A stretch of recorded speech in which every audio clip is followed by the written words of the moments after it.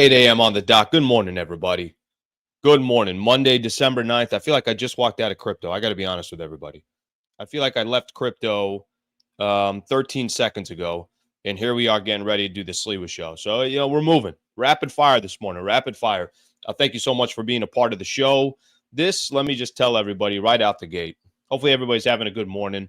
Hopefully, everybody had a great weekend. Cheers to you with your cup of coffee, with your cup of Joe. Hope you're enjoying your cup of Joe. Let me enjoy mine here for a quick second. Let me get in there real quick. It's a good cup of Joe. Yeah, it's a good cup of Joe. That's a good cup of Joe right there.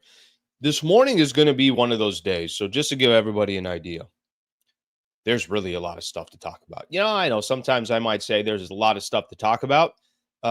This time I not that I didn't mean it before, but I'm still trying to figure out how that I get through an hour in this show. We got a lot to get into today. I appreciate everybody being a part of the show. Hopefully everybody had a great weekend. You enjoyed some college football.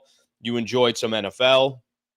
I don't know if you enjoyed Lakers basketball. I'm not sure if everybody enjoyed it, but at least you watched it in some capacity.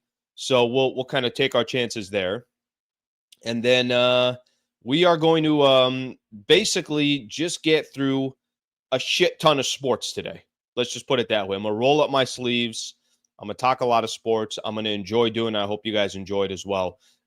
Really, really nice weekend. I got to be honest with everybody. I got a chance. It was a perfect amount of sports.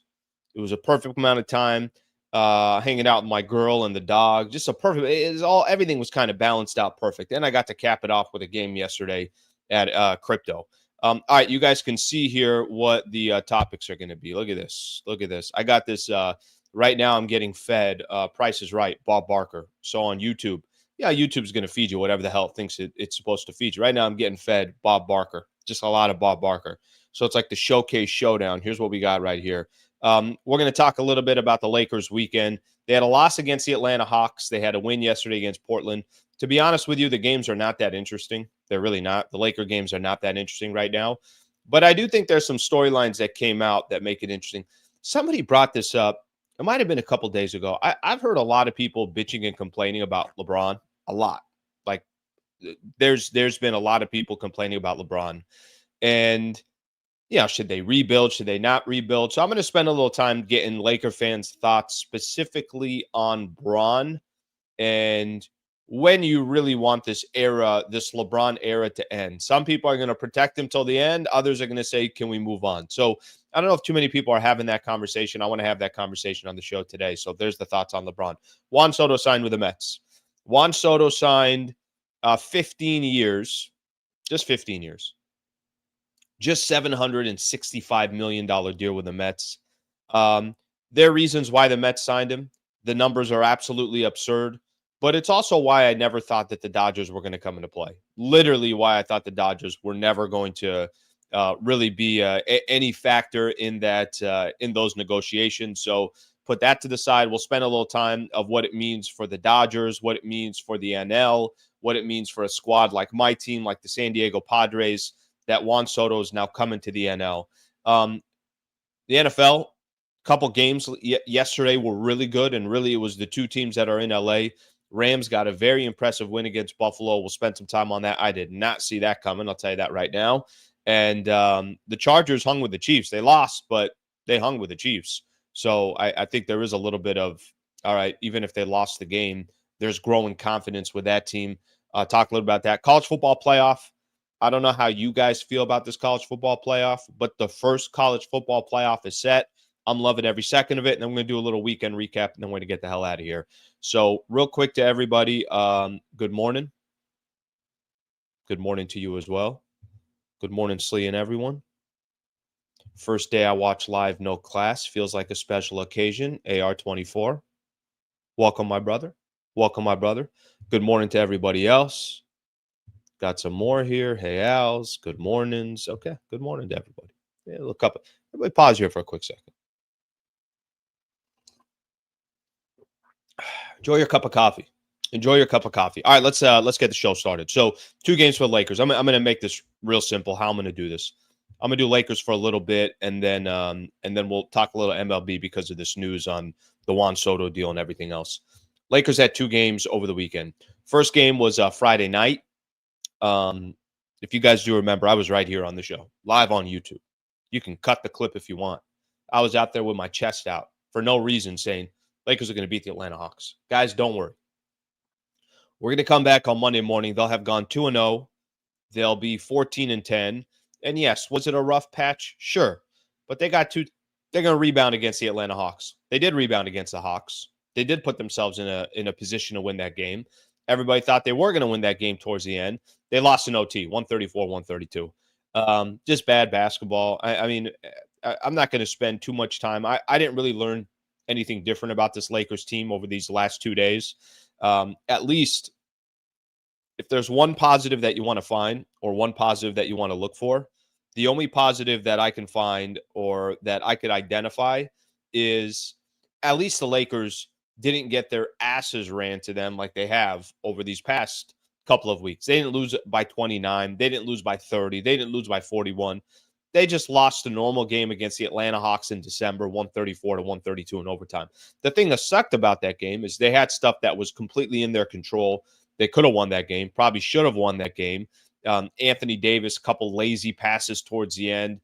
Some guys just small middle school type of basketball where you got to box out during the jump ball. They didn't do those things, and that's why they lost that game. Yesterday, they came back. They won. No LeBron. I thought it was a little odd kind of how the Lakers – LeBron, it looked like he was doubtful, then probable, and then he shows up at the arena. He's working out. Lakers even put a photo of LeBron out there working out at whatever time it was, and then he's doubtful, and then he doesn't play in the game. Well, you're playing Portland, who's arguably the worst team in the entire Western Conference, could be one of the worst teams in the entire NBA. You're playing a squad that's not good to begin with. So I don't think there was too much worry or concern that the Lakers weren't going to get a W and figure stuff out against the Portland Trailblazers. They did. Again, nobody's going to walk away from that game, either game, against Atlanta or against Portland last night. Nobody's going to walk away saying, oh, the Lakers are back. Look, they're right back on track. They win 107-98. AD has a good game. D'Angelo has a good game. And we all kind of just move on. A very, very weird stretch now for the Lakers. They're going to go 4 days without playing a game. So they don't play Monday, Tuesday, Wednesday, Thursday. They play Friday. So that means guys like LeBron, guys like Austin Reeves, even guys like Anthony Davis, you're almost getting – it almost feels like it's an all-star break. Wait, why would the Lakers get this much time off? It has to do with the NBA Cup. I haven't even looked at the NBA schedule. So, I'm assuming this is all NBA Cup related. But the fact that the Lakers don't have a game, I actually think really, really benefits them. The fact that they don't, they get a chance to kind of get away from the game, I think really, really benefits them. This team has been all over the place. I can't sit here and tell you that I know what this Lakers team is. I know that it's been an awful 3-week stretch. It will benefit them that they're not going to have a game here for, a stretch of 4 or 5 days. All right, let's get back to LeBron here real quick. And this is a question I just want to throw out to Laker fans. And, this is going to eventually be a video that I'm going to cut. I'm going to put out separately on YouTube because I think it is a conversation and I have curiosity what people think about it. What's everybody's take at this stage of LeBron as a Los Angeles Laker? Are you guys still enjoying a 39-year-old about to be 40 doing what he's doing in a Laker jersey? Are you still enjoying one of the greats to ever do it, one of the icons of the game, 22 years in, on a night-in, night-out basis? Are you still enjoying what LeBron is bringing to the table every single night? Here's why I'm asking the question. I'm asking the question because I feel like I got a good pulse of what's going on around Lakers basketball for a couple of reasons. A, I watch every single game. I do post-game shows. I'm constantly looking for other ways to talk about the Lakers. I'm always reading different stories, taking different perspectives. And I enjoy covering the team. Genuinely, I still enjoy covering the team, even though I've been doing it for 8 years and it feels like when there's a Laker game coming up, I'm looking forward to the game coming up. I feel like right now there is a ton of negativity around Bron. And I'm trying to identify exactly what it is. I'm trying to identify it because let me kind of give a little bit of what people say about LeBron. Okay. They say that I'll just use a couple of the comments that I looked at for a quick second. Some of the comments might say, well, he's washed. He's no longer good. Other comments may say they don't like how much influence he has on this Lakers team. His son's on the team. Obviously, Bronny's on the team. I mean, a side story last night, Lakers are up big enough. They're up big enough at the end of the game, and the crowd is chanting, "We want Bronny." Well, it wasn't about getting the win or anything like that. It was already out of the way. So we want Bronny. We want LeBron's son to be in the game.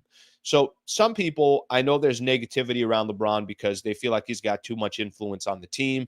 JJ Redick's the coach. That's the guy that he was doing a podcast with. That there's just so much everywhere you turn, you feel like LeBron's fingerprints are in there.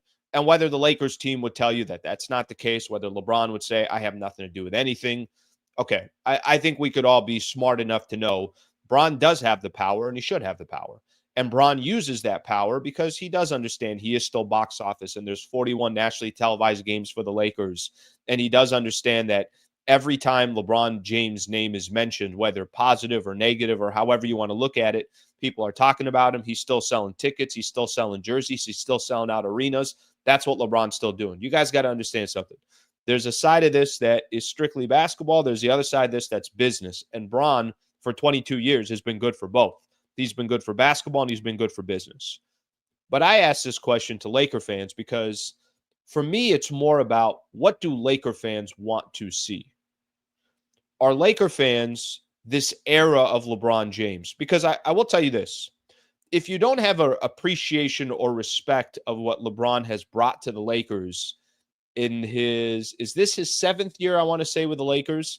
If you don't have an appreciation or respect, then I can't really have a conversation with you because LeBron took a franchise that was going nowhere and made them relevant again. Every single night he made them relevant again. You guys remember those years, towards the end of Kobe's career, with Jim Buss and with Mitch Kupchak and signing Luol Deng and signing Timothy Mozgov. You guys remember what that Lakers team was. You guys remember what that franchise was. The moment LeBron got here, instantly they became relevant again. And for those that want to sit back and say, yeah, but they traded the farm for Anthony Davis. There's not a GM out there that wouldn't have traded the farm for Anthony Davis who's walking into his prime. There wasn't. And for those that want to go out there and say, yeah, but he's got too much influence on the team. All right, they won an NBA championship. They got to the Western Conference Finals. Here's the thing. I'm not even trying to make a case for LeBron. All I'm trying to tell you is you should at least appreciate what LeBron has brought to this franchise over X amount of years. Because if you can't appreciate what LeBron has brought to the franchise, then it's tough to have a back and forth dialogue about LeBron because you're just hating. You're not appreciating or respecting what he brought to this franchise. Now, if the question is, oh, no, I respect all of what he's been able to do. I completely understand what this icon has brought to the Laker franchise. I completely respect that this is his 7th year with the Lakers. Not like he was here for 2 years or 3 years. Remember, Miami, he was only there for 4 years. But if the conversation you're having about LeBron has more to do with, no, it's from this point moving forward, I'm good. That's a different conversation. And I think that's a fair conversation. I think this point moving forward, there was a video here, and I'm going to play it here for you guys. It's a little bit of, I'm going to just make sure it's at the right time here. Michael Wilbon, Inside the NBA, was doing his thing on ESPN. And the reason why I want to play this is because the conversation right now has less to do with what are the Lakers going to do at the trade deadline. The conversation right now is, will LeBron be a Los Angeles Laker by the time we get to the trade deadline? As in, people are not even talking about Lakers. Remember 3 weeks ago, we were saying who the Lakers are going to go get. There's a poll that Trevor Lane and Lakers Nation put out that I thought was fascinating. The conversation is starting to shift. The conversation right now has less to do, in my opinion, it's looked like it's got less to do with the Lakers specifically and trying to make a run. It has more to do with what are the Lakers going to do moving forward? And Bron's name has come up a couple times. Let me play this here real quick for you guys because I think this is an interesting conversation in itself. Here's Michael Wilbon, obviously one of the OGs in the business. Take a listen to him talking about the Warriors and specifically LeBron. Take a quick listen here. With the person I'm saying add either, but if you tell me, if anybody watched the Olympics, Brian Windhorst, this summer, and you saw LeBron James and Steph Curry play together, how can you not want to see that? I'm not saying it's easy. Wendy will tell us how possible, if it is at all. But you tell me at this point, the Lakers stink. All right? The Lakers are not going to do anything. The Lakers are not any good. You have AD and LeBron playing 90% of the games, and they're a 7th and 8th seed at best in the West. Is LeBron going to ride out another season like that? Why would he? Why does he need to? If LeBron James decides he wants to contend this season, you know what Wilt once did? He lived, not once, he lived in L.A., but he played in Philly. So LeBron, how fast is it? How long did it take a G6 to get from San Francisco? You'd probably know. 27. A G6, 27. Huh? You can't play in San Francisco and live in Los Angeles if you want to. This is tailor-made for those two guys to play together and finish their careers. That's why I love it when. All right, I'm going to stop it right there. Do you guys hear what he said? Do you guys hear a couple things that came out of what Wilbon said right there? Number one of the things he said was, Lakers stink. They're not going anywhere. They're a 7th or 8th seed at best. That's Wilbon saying that, right? And I think, you know, one of the things, there's certain people that I know, if Michael Wilbon says something, he's saying something not to get your attention. Michael Wilbon's saying something because that's what he believes. Michael Wilbon's saying something because he believes that there are no question about it. There are some kind of, not indication, not inside scoop, none of that stuff. That's not what I'm talking about. I'm talking about more that Wilbon believes that the Lakers are not going anywhere. So why not just let LeBron go play the final couple of years, 1 year, 2 years left, whatever he's got left. Let him go play in some real playoff competition. I know most Laker fans. By the way, I don't even care. I don't even know if Laker fans even care if he got traded and he went to the Bay. He went to Golden State. Would they say to themselves, how can you do that? It's the Warriors. Is there really a rivalry against the Warriors right now? I don't really think so. I think it's just Golden State's done what they've done over the last 10 years. Lakers have done what they've done, even beating the Warriors in the playoffs. What was that? A couple years ago, they beat Memphis, and then I think with the year they got to the Western Conference Finals. I'll just say this about LeBron, and I'm going to read some of your comments here in just a second. I will say that for the first time for me, there is curiosity of, what's this franchise going to look like after LeBron? What's it going to look like? And I go out of my way here because I do love the game of basketball. I still think it's ridiculous he's doing what he's doing. And I can appreciate what Bron is doing at this stage of his career. I got some people, and if LeBron drops 30 and has 9 assists and 9 rebounds, people are going to put in the chats, or I'm going to have somebody text me and say, yeah, but he had 6 turnovers. You're not wrong. He had 6 turnovers. But can I stop you here for a second? 39-9 at 39 years old, about to turn 40. What the man is still doing makes no sense to me. I don't understand how he's been able to take care of his body and still be this effective in the NBA for this long. But I also feel like there are a lot of Laker fans that are ready to turn the page. Now, you got to be, I will warn you here, I don't know what the next chapter looks like for the Lakers. I don't. You know, we talked about this on Friday. Jovan Buha put it out on his podcast where he was talking about how, hey, if LeBron decides to leave or retire or whatever, let's just say LeBron retires. Let's say he retires at the end of the season. I'm making up a scenario. Does Anthony Davis, is it a guarantee that Anthony Davis says, hey, I want to stay a Laker? I don't know what that next chapter looks like. But I think there are a lot of Laker fans that are very quick to say, hey, it's time to move on. Hey, it's time to rebuild. Hey, it's time to figure out what the next step is going to be. And, you know, based on some of your comments here, and I haven't really looked at them, to be honest with you, but I'm going to start looking at them right now. That's my curiosity of Laker fans is, do you feel like, okay, I got my LeBron fix. I got my fix in for X amount of years. He's been phenomenal while he was here. He helped the Lakers win championship number 17. He's made the team interesting. That whole stuff. But I'm ready for the next chapter. Or you might be somebody that says, "Hey, until this guy decides I'm done, then I'm watching LeBron and I'm watching Lakers basketball and I'm hoping LeBron continues to make it happen." Okay, let's see what we got here. So everybody knows this isn't I'm not comparing LeBron to other Lakers. That's not the point of this conversation. LeBron is washed. Okay. Got somebody saying LeBron is washed here. Let's see. I was over LeBron in 2022. Okay. Listen, this is the main thing I want to get across here. I just want you guys to be honest. And I don't care whether that narrative means keep LeBron for another 5 years or get rid of LeBron yesterday. I don't care.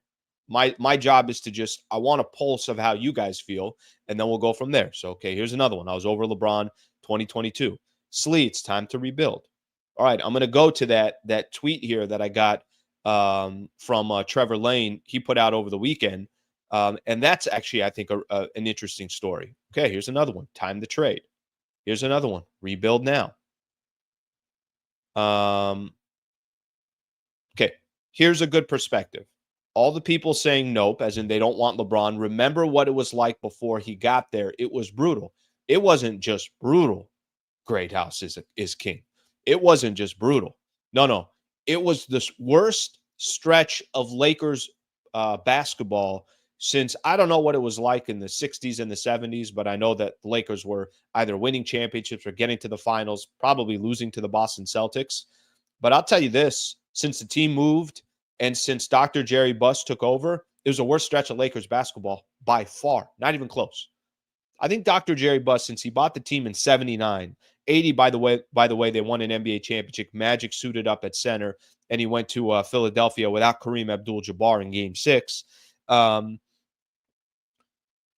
that point, 1979, 1980, all the way till, I want to say it was like 2013 or 14. Lakers hadn't made the playoffs twice. They were a lock every single year to make the playoffs. And then you had a 5-6 year window where the Lakers had no idea what the hell was going on. So I think it's a good perspective to say, don't forget what it was. But I will say this, I think a lot of people are not forgetting what it used to be. What they're saying is, we're in the current moment now. What's it going to look like today? And what's it going to look like tomorrow? Let me see some more of these. Some people on here saying LeBron, too much drama. Here's another one. Remember before LeBron, Lakers had 16 championships. Okay. LeBron also made you relevant again. And the 16 NBA championships was dating back to 2010 before. LeBron didn't come. If you guys remember, what year did LeBron come? He come in 19? Lakers went through an awful stretch, and it's obviously unfortunate to remember that. If you depend on a 4-year-old to bring a championship, you live in Disneyland. Well, I don't think. Well, no. I think to an extent they are depending on a 40-year-old to an extent. All right, let's see what else we got here. I'm going to kind of forward here because I know there's a lot. Lakers reload. I think that means rebuild. The Lakers were rebuild, get a bunch of young stars, then trade them away for an old, aging, washed-up superstar. Okay?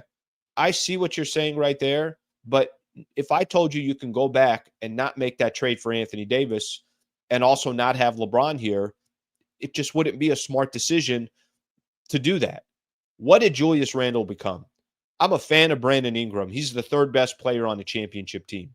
Josh Hart is a role player. Like I'm a fan of those young players. Those weren't franchise players. Tell me in that trade where Tatum was. Tell me in that trade where Wembanyama was. Just think of the top players in the league right now. Tell me in that trade where, I don't know if Anthony Edwards is a good example, but tell me in that trade where there was a bona fide superstar franchise player, you're not touching them. There wasn't. The only player that was a part of that was the player that came back from the Lakers, came back to the Lakers, which was Anthony Davis. All right, let me show you guys a tweet here real quick. And this is where I think people are on this topic, on this conversation. Trevor Lane had put out a tweet. Trevor Lane's the best, by the way. Look at this dude. I mean, you want to talk about people loving and respecting Trevor Lane. I'm one of them, by the way. Trev put out a tweet over the weekend. Look at this, 8,862 votes. This dude is a beast. Trev put out a tweet. Here's Trev's tweet. Laker fans, what do you want the Lakers to do? All in, win now, rebuild, stay the course. All right. Let me explain why this tweet is so interesting. It's so interesting to me because after everything that we just said, 61% of Laker fans are saying, no, but go all in. Wait, which one is it? Do Laker fans want to rebuild? Do they want to start shopping LeBron and see what you can get from the Warriors? Or, obviously LeBron's going to have to agree and LeBron's going to have to be in a situation where he's got a chance of winning a championship. And who knows, maybe LeBron says, I'm not going anywhere. I'm spending the rest of my career right here. But which one is it? The all-in win now is the one that right here in front of us says, that's not trading LeBron. That means you're basically going out there and you're making moves. That means you're basically out there and you're making trades as we sit here. As we sit here right now, that means you're trying to go make a move right now to make yourself competitive again. That means you're trying to hang with the teams like the Dallas Mavericks and the Denver Nuggets and go down the list of all the other teams in the Western Conference. Oklahoma City, Houston's in that conversation. Memphis is in that conversation. So I feel like, I think for Laker fans out there, there is this, I'm so sick of watching LeBron James, but I don't think there is this, okay, yeah, what's next? And what has LeBron done, you think, to hurt the Lakers? Whether you might sit here and say, well, they shouldn't have traded for Russell Westbrook. You're not wrong. You might say, well, they signed JJ Redick, and I don't know if he's going to be the right coach. He's too young. Okay, I don't have an answer for that. But it does feel like there is, a ton of Laker fans out there that are at least looking at this LeBron window and saying to themselves, I respect what he's done. Are we going to keep doing this? And are we going to keep doing this for how many more years are we going to continue to do this? Okay, a couple more comments, and then I want to shift to I'm going to start shifting a little bit to baseball here. All right, let me find a couple more here. Key, it would be a painful 7 years. Yeah, listen, this is the one thing I will just say about the Lakers if a rebuild starts. And I'm not opposed to a rebuild. I'm not. But the Lakers are not good at rebuilding. They're just not. They don't have the patience. They don't feel like they need to rebuild because they are such an attractive destination, because they are the number 2 market in the country, because they have a brand as popular as any team, forget the NBA, as popular as any brand, period. The Lakers are as popular from a brand perspective. Yankees, Cowboys, Manchester United. I don't know. Think of Fortune 500 companies, Apple. That's how important. That's how big their brand is. So I think there's a little bit of part of the Lakers why they don't rebuild is because they don't feel like they ever have to. But they do need to be a lot more strategic with what they do moving forward, because I don't know what that future looks like. I don't know what the Lakers are in 2 years from now. I don't know if Anthony Davis is leading the team. I have a lot of hesitation towards that. You better go find a player better than Anthony Davis if LeBron's not here. AD has proved year after year he's an unbelievable player, but is he that alpha, give me the damn keys, get the hell out of the way? No, I haven't seen that. There might be some moments, but definitely not on a consistent basis. Slee, if you're talking to a wall with these fans, they rather relive the Robert Stockway than root for LeBron in any way. The hate part I have some trouble with. The hate part on LeBron I have some trouble with. I have some trouble because I don't think I fully understand it. I try to sit in that perspective, but I don't think I do a great job of understanding that. I got family members that will say, "Oh, I'm so sick of LeBron." I'm like, okay, but why? Well, because he gets so much attention and he gets this. I'm like, okay, but what's he? Guy at least still delivers on the court. The guy's at least making it happen on the court. Okay, that's enough there. We did more than I thought there on this topic, but I knew it was going to be an interesting conversation.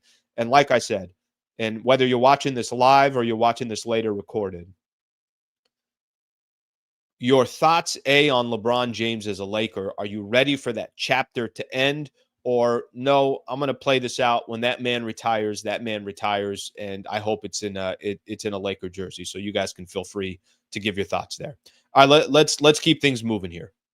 Halfway through the show, halftime. It's halftime.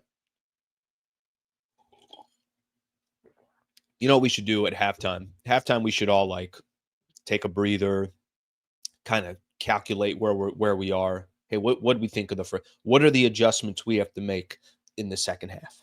What are the adjustments? A little bit more of this. Not that big. How many fouls do you have?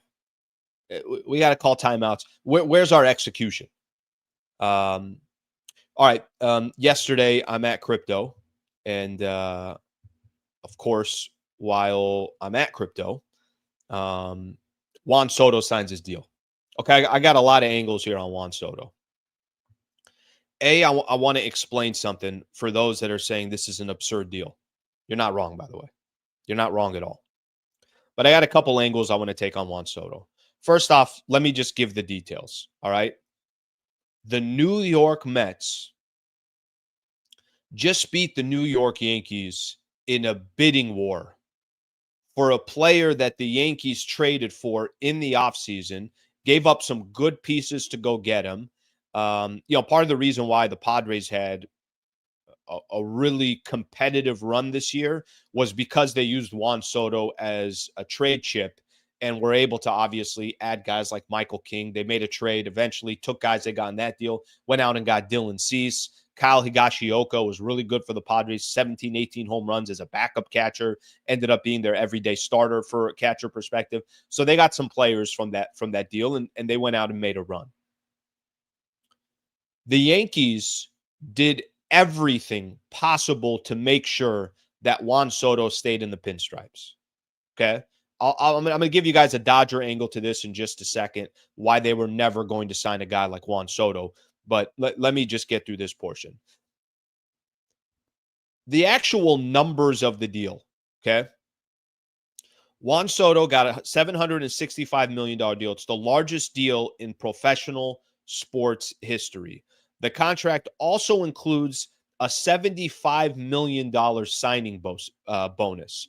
So basically, by the time this contract's done, it could be north of 800 when it's all done. All right, why did the numbers get so high? The numbers got high because the Yankees were interested. The Toronto Blue Jays were throwing outrageous numbers out there. Boston was trying to do everything they can. The Red Sox, obviously, big markets. Blue blood teams were all going after him. We know that the Dodgers had some interest as well. The Juan Soto deal, for those who don't know this as well, just to give kind of a little bit of background on this as well, it includes no deferred money. So this is whatever the hell I signed is what I'm going to get every single year. And I'm going to go ahead and not worry about what happens once my career ends or once I'm done being a Met. I'm going to get paid every single penny every single year for the next 15 years. There were reports out there that basically the Yankees were they were $5 million off. So I think the Yankees offered $760 for 16 years. This is why this is a significant deal. I'm not going to talk money yet or the finances. I'm just going to talk about the concept of what just happened last night. Steve Cohen is the richest owner in baseball. But I think the Guggenheim Group is, I don't know, but I know they're over 300. Their net worth is over 300 billion because it's the group, the company that owns the Dodgers. I'd rather have the Guggenheim Group than one individual owner. But Steve Cohen has money, and everybody knows Steve Cohen has money. The reason why this deal is so significant is the Mets just did something they've never done before. They went toe-to-toe against the New York Yankees and were able to bring in one of the stars of all of baseball. Listen, I put the 15 years, 765 to the side. Juan Soto is incredible. He's amazing. That dude is an absolute stud. He's 26 years old. He already has a World Series. The guy already has a ton of experience in the postseason. He's clutch. He does everything that he does. Juan Soto is a really good player. So let's not, there's no need to diminish what Juan Soto is. But it's significant because the Mets went out there and got Juan Soto over the New York Yankees. That doesn't happen. That doesn't typically happen. And Steve Cohen was able to do it in a bidding war and everything else. And kudos to the Mets for going out there and getting kind of the prized player in the offseason. And if Steve Cohen doesn't care about 15 years, $765 million, frankly, I don't know why Mets fans should care. There is no salary cap in baseball. So he's going to go out there and spend. And did he have to overspend? He did. But he got the player that he wanted, and he took him from the Yankees. I think that's significant. I think that's its own story right there. It's almost like the changing of the guard in New York. It would be the equivalent of, and maybe this is a little bit of an example, but not really. But it's almost like when Steve Ballmer bought the Clippers, and then all of a sudden it's like, wow, I think things are going to start changing here. Things are going to start shifting. But the Clippers have not been able to cash in a championship. But they did go out there and get Kawhi Leonard. And they did trade for Paul George, and they did just build their own arena. And they left, they left obviously crypto.com, and they got Intuit Dome now, where he paid $2 billion for. He's creating his own identity for the Clippers, which will never rival the Lakers, but it's not up to him to rival the Lakers. For him, it's just, how can I make the team that I own better, understanding that I'm always going to be in the shadow of the Lakers? That's kind of what Steve Cohen is trying to do with the Mets. Yes, the Yankees are in town. Yes, the Yankees are the team in New York. But I just got to worry about myself. And that's exactly what, obviously what he was able to do. Let me now tie this back to the actual financial part. I think it's absurd that they're paying Juan Soto 15 years, $765 million. Yesterday at the Lakers game, Shohei's at the game with his wife, and they're enjoying the game. There were a couple times Shohei wanted to come up to me, and I'm like, not now. I'm trying to cover the game. Can you not see? Gabe Vincent is 1 for 4 right now. I got to focus here, Shohei, please. So that happened a couple of times. I had to kind of check him. You know what I mean? I tell Shohei, this is not a good time. Security, please. Somebody grab Shohei. This is getting embarrassing. Shohei's at the game. Remember last year when he signed for $700 million? And everybody thought it's absurd. I don't know if everybody thought it was absurd, but I think just seeing the number 700, it was just this, your mind couldn't comprehend that a player is getting $700 million. Let me tell you how much different the Juan Soto contract is to the Shohei Ohtani contract. The reason why the Dodgers were never going to go sign Juan Soto is because the Dodgers don't do deals like that. Plus, they don't have to right now. The Mets had to do a deal like that. The Yankees felt like they had to go get Juan Soto to re-sign with the Yankees, especially because they just went out and traded X amount of players. They got a loan for Juan Soto. Now, they made it to the World Series, but they didn't cash it in, and then that's it. He's gone. What do you have to show for it? The Toronto Blue Jays felt like they had to go get Juan Soto. They keep missing out on multiple free agents. The Boston Red Sox felt like they had to go get Juan Soto. The Dodgers didn't have to do anything. But this is how much different the Soto deal is to the Shohei deal. Juan Soto is going to get, for the next 15 years, $765 million total. Shohei Ohtani, for the next 10 years, let's count the year before last year. So, let's just say 9 years left. He's still going to get $2 million for the remainder of his contract. And then, obviously the $68 million a year is going to kick in after. So the deferred money, what that did was it allowed them to go get Teoscar Hernandez. It allowed them to go get Tyler Glass now. It allowed them to go get Yamamoto. It still has an effect on this year. It allowed them to go get Blake Snell. Anybody they go sign, you should go thank Shohei Ohtani because of that deferred money. You guys know how I feel about the deferred money. I still don't understand how that is good for Major League Baseball, but I know it's good for the Dodgers, and I know teams can take advantage of it, and the Dodgers are taking advantage of it. Right out the gate, Juan Soto deal, you're paying this guy every single, every year you're paying him whatever the 765 divided by 15 is. For Shohei Ohtani, you got this thing spread out basically over 20 years or whatever the amount of years that it is. Okay, that's number one. That's a significant, that's big right there. It's big because the Dodgers can keep spending and improve the roster. That's number one. Number two, Juan Soto and Shohei Ohtani. Shohei's already paid for their investment. Shohei Ohtani right now in all of sports is a global icon. Global icon. He exposed the Dodgers to a market that is so thirsty for baseball and will pay anything possible to watch games, watch the Dodger games, watch Shohei Ohtani, watch Yamamoto. Let's see what happens with Roki Sasaki. And if Shohei's going to have even an influence on bringing him to the Dodgers. But just from a pure business perspective and global icons, look what Shohei is doing to Dodger Stadium. Look what Shohei is doing to Major League Baseball. Look what Shohei is doing to the international game. Look what Shohei is doing in the Asian market there, specifically, of course, Japan. They got a game in Tokyo coming up this year. He's a global icon that is printing money.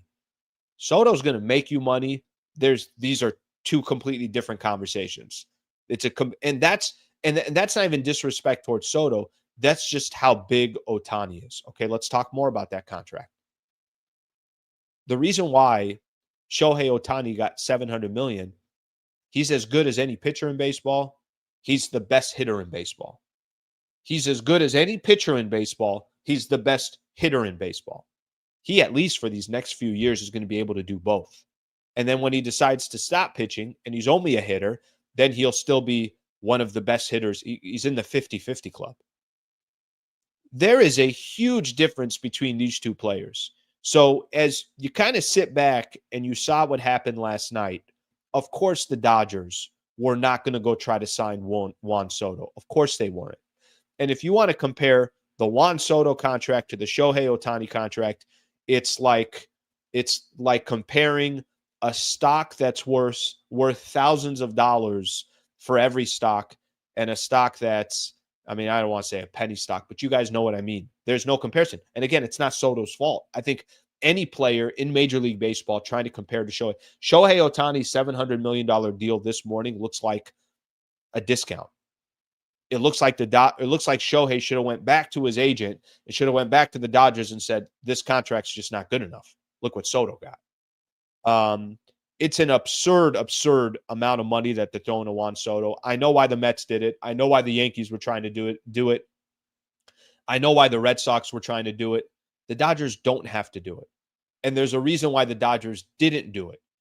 Frankly, I think that if the Dodgers did do it, it would have been, people would have been up in arms because how many stars that they have. But I think for the Dodgers, you're almost saying to yourself, did this kind of work out perfectly? Now, Soto did go to the NL, and imagine Mets and the Dodgers, or it's another team now. Listen, the NL is the class of baseball. You got the Dodgers, the Braves will be back. We'll see what the Padres do in the offseason, but they certainly got to add some. They certainly got to add some pitching. Look at the New York Mets. Look at the Philadelphia Phillies. Look at the Milwaukee Brewers. Is Arizona going to take a step in the right direction? San Francisco is trying to be in the mix. The class right now is completely in the NL, and Juan Soto being obviously a New York Met, not a surprise, not a shock, but at the end of the day, Jesus, that is crazy how much different that contract is from Shohei Ohtani, and it makes Shohei Ohtani's contract now look like nothing. All right, let's see what we got here. And in 10 years, when the asteroid hits us, Ohtani contract won't look so bad. I don't think it looks bad now. I'm waiting for the first $1 billion contract in the next 10 years. It might be coming. Let's see what else we got here. If Soto gets injured, it's a waste of money. Ohtani had Tommy John and can still hit. Yeah, you're right about that. You're right about that. Just the fact that he can play both sides of it. And Juan Soto, if you guys look at this guy, he's a complete stud. But in 5 years, Juan Soto is only going to be a DH. That's it. So that means probably for the next 10 years of his contract, he's just DHing for you. And, you're putting that much money towards him. Again, I'll say this again. I do think part of the reason for the Mets, this was this wasn't just about Juan Soto. This was Mets versus the Yankees. This was stealing the headlines from the New York Yankees. This was the Yankees want Juan Soto and are willing to give him $760 million. He chose us for $765. There's a bigger story here for the Mets and why they went out and got Juan Soto. But just kind of comparing it, to what's happening with the Dodgers or comparing any of that stuff, it's such a drastic difference. And I don't think anybody is surprised that the Dodgers did not go after him. So glad Dodgers didn't get Soto. Honestly, by far, way overvalued. Great bat, nothing else. We have 3 bats as good or better. Yeah, you might be right there. And you just, frankly, I go back to what I said in the beginning. You don't need him if you're a Dodger. You don't need. You need him if you were the Mets. You need him if you were the Yankees. The Dodgers did make a couple of moves. I'm going to just hit on a couple more things here in baseball, and then I'm going to kind of switch gears to the NFL. Dodgers did make a couple moves. Michael Conforto was with the Giants last year, spent the past 2 years with the Giants, signed a 1-year, $17 million contract with the Dodgers. So basically, what does that do? They need some help in the outfield. So Michael Conforto. Now, I'm still assuming they're going to go sign Teoscar Hernandez, or maybe. And while I'm doing the show, who knows what the hell's going on?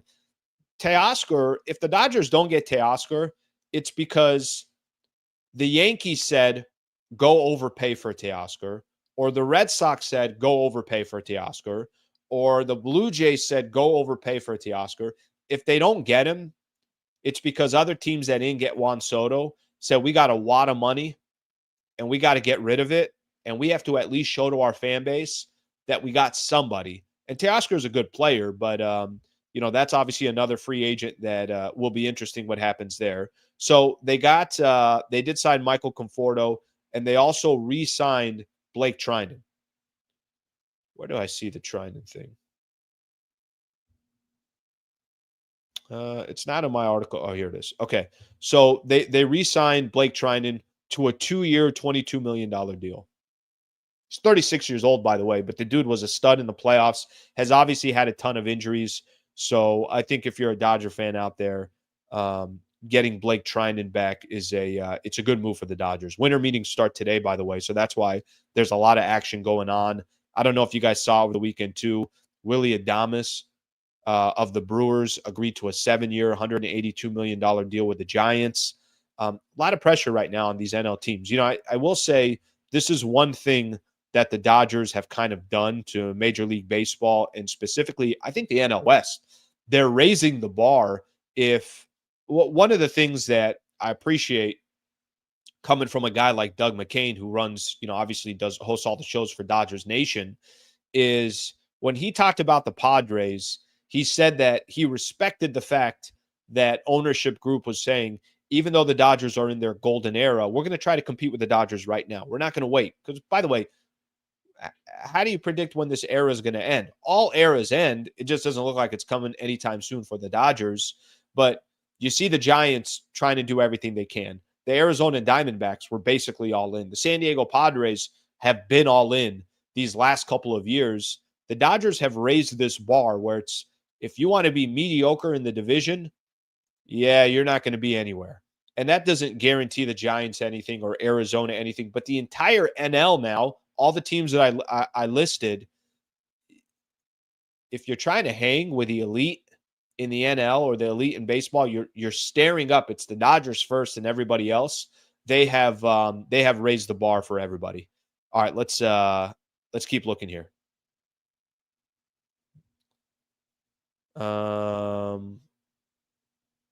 Mets not better than the Yankees were. Yankees better club.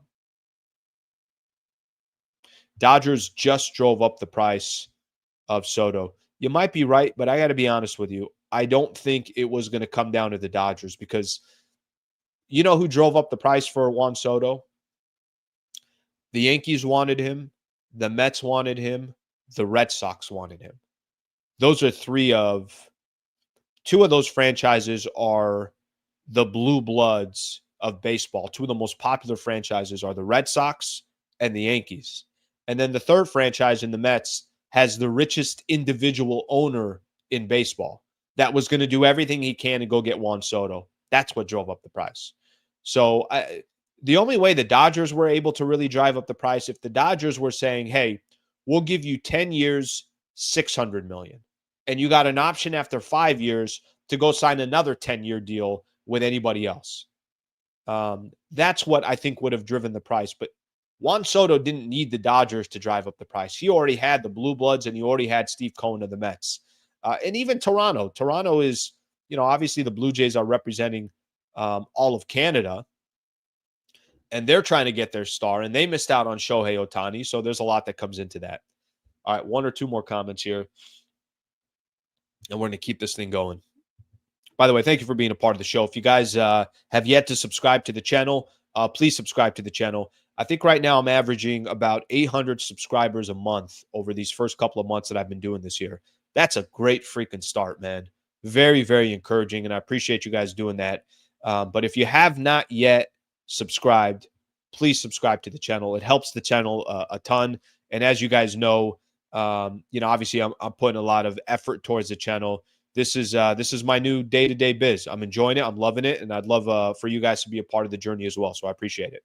Okay, let's move on here and let's talk a little football. Did anybody see that coming yesterday? Did anybody see the Rams beating the Buffalo Bills yesterday? 44-42. Did anybody see a Bills team that was walking to the game at 2-2, a very average team in the Los Angeles Rams? I had JB Long, voice of the Rams, on Friday. And the reason why I had him on, first off, I love the dude. He's just a really good guy and great at what he does. But part of the reason why I had him on, I just wanted his opinion. I'm like, hey, it's kind of a cool game, right? Rams still in the mix. But I'm not sold on the Rams. And I think I've told you guys, it's funny. I've gone back and forth. I have said, hey, if the Rams just get in, they're dangerous. You got Sean McVay, you got Matthew Stafford. If they just get in, they're dangerous. I've taken that stance. And then I've also taken the stance of, yeah, they're not a good team. They just look very average. Go look at the teams that they've beat. Nothing's really that impressive. And I thought coming into last night's game, or yesterday's game, afternoon game at SoFi, I'm like, yeah, Buffalo's probably going to hand it to the Rams.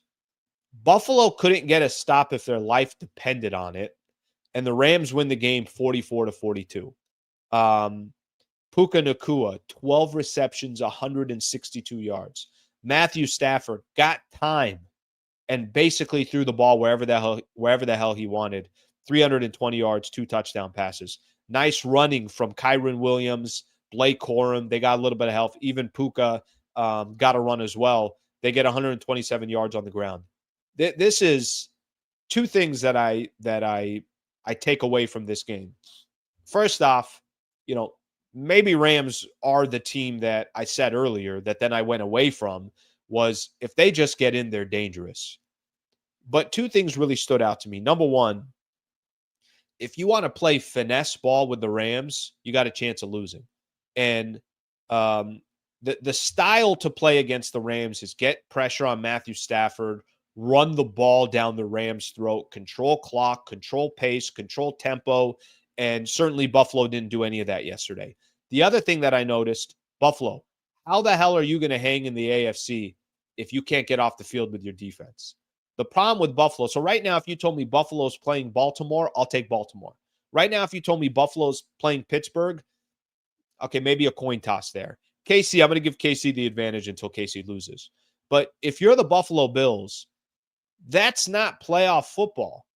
And I listen, I haven't watched enough Buffalo Bills football. I haven't. I mean, Josh Allen is a complete stud, threw for 342, threw 3 touchdowns.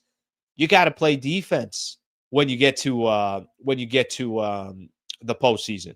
You got to be able to run the ball when you get to the postseason.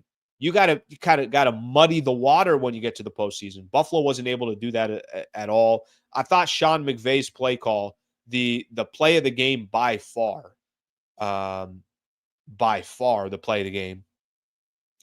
The Rams could have kicked a field goal and went up 6.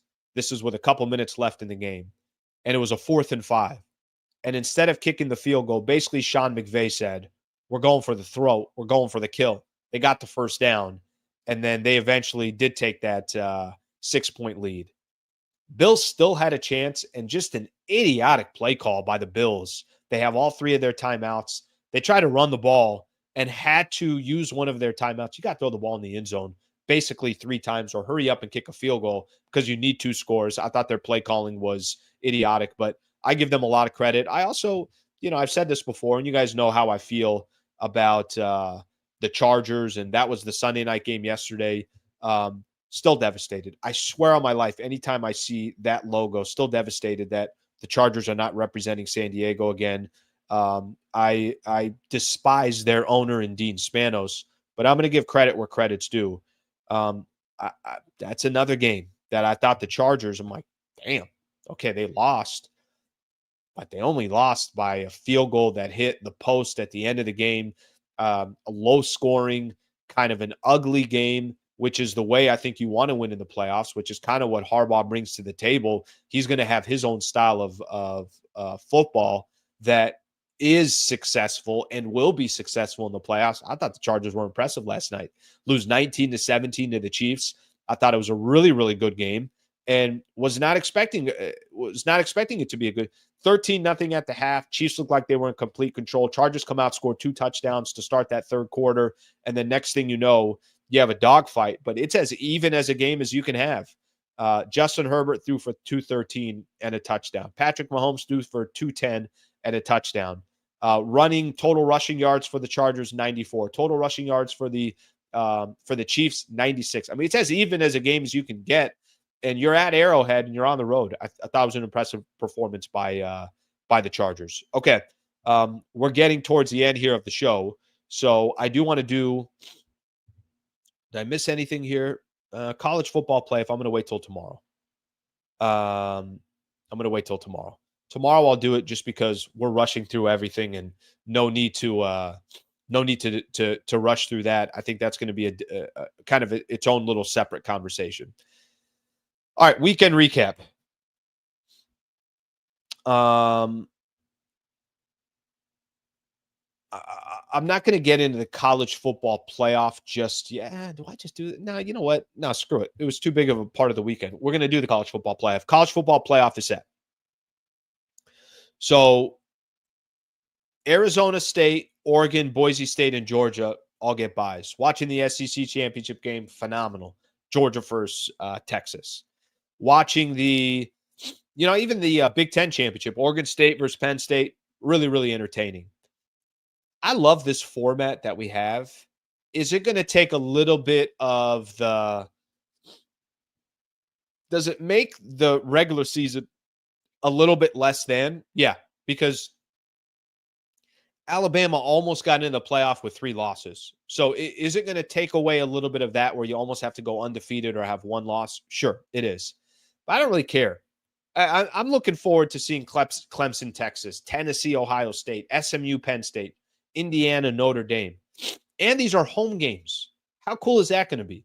That for the first time, there's going to be a postseason where it's not, Georgia and Texas who are playing in Arizona in the Tostitos Bowl. It's like in Phoenix. It's like, well, the environment and the atmosphere is not going to be the environment and the atmosphere that you're hoping for.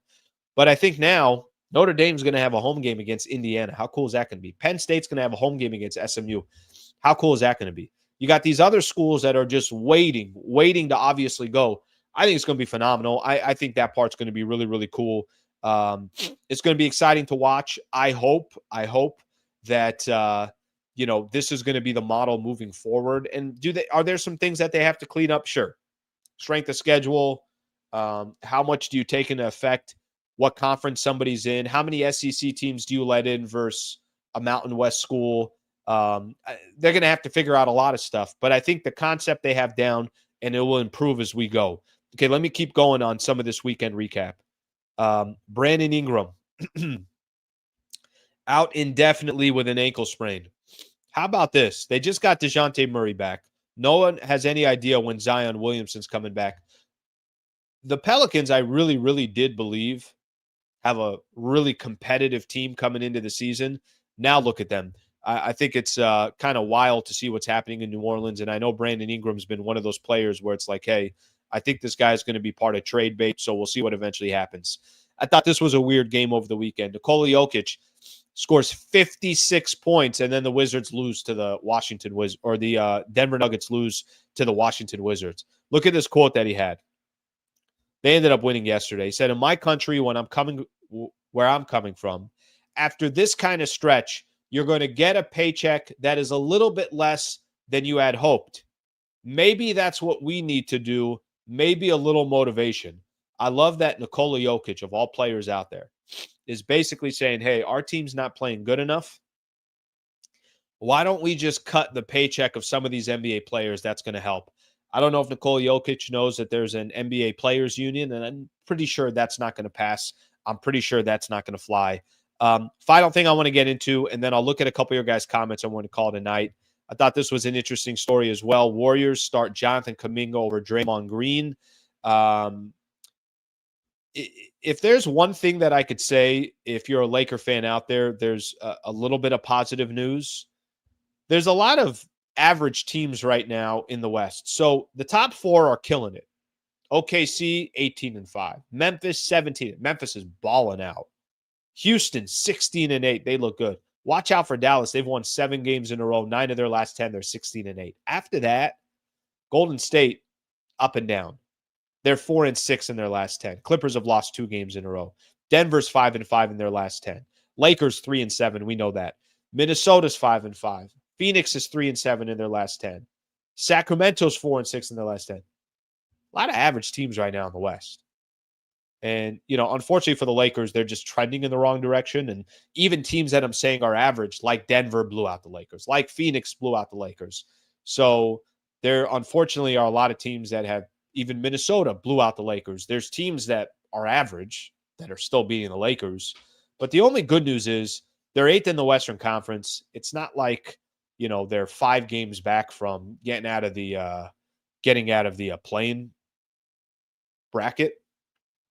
Problem is they're trending in the wrong direction. I have no idea what that's going to look like in the next 30 days. Okay, let's take a quick look here.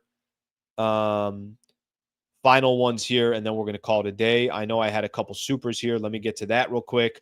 LeBron played better. The ball moved. Lakers played better. I think this is in regards to the conversation we were having a little bit earlier about LeBron. How do Lakers feel about him? Oh, I've heard that. Hey, LeBron's not there.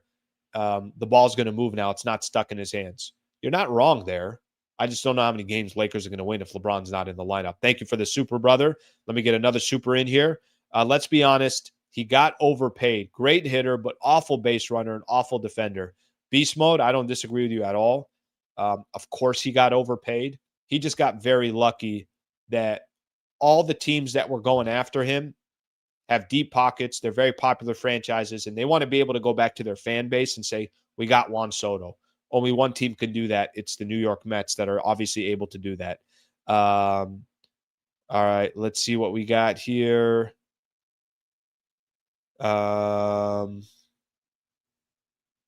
one more in here if I see anything.